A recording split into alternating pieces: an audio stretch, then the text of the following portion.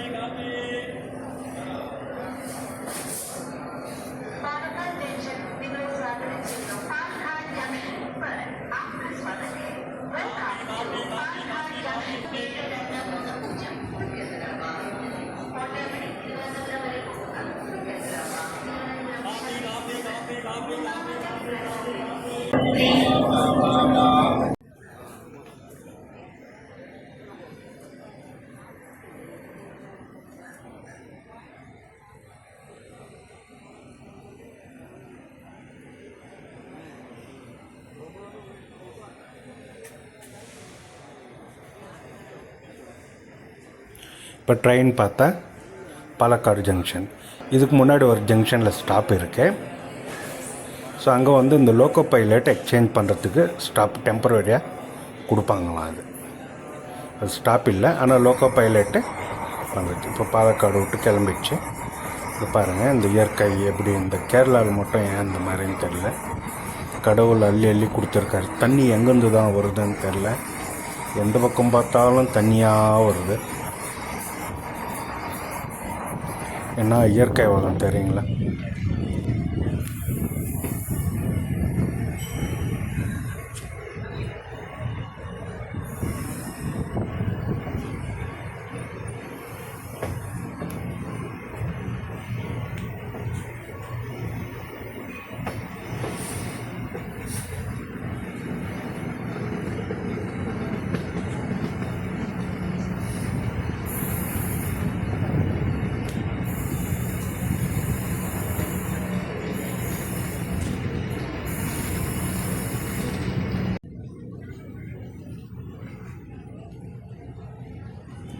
இது பாருங்கள், இந்த இயற்கை வளம்.